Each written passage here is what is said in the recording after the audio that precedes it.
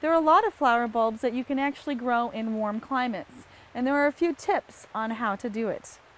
Even plants like tulips can be grown in warm climates like San Diego.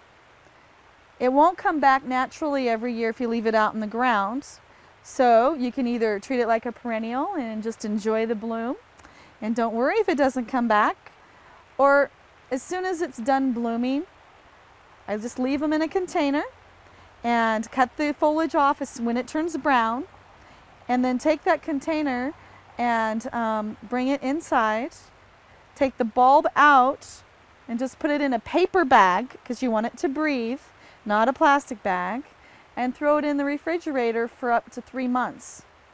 And then you turn around next year in December, January, and plant it outside again. A lot of times you can get them to bloom year after year after year.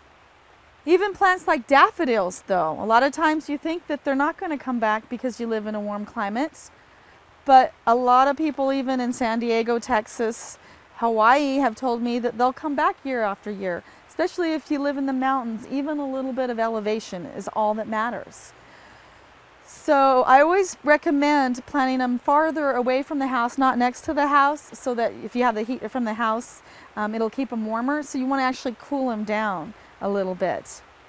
So there's a lot of bulbs like the canna lily that is from a warm climate originally that will grow in a cold climate like the Pacific Northwest, but it'll still grow in really warm climates. So you plant them year round, especially when you live in somewhere where there's no winter. You can really get into the garden in the winter, and they'll grow for years and years to come.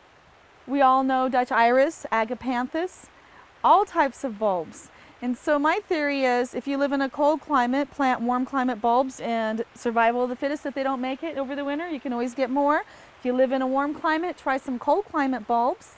And if they don't make it over the summer because they're not getting a cold enough winter, then you just consider them an annual and enjoy their company while they're there.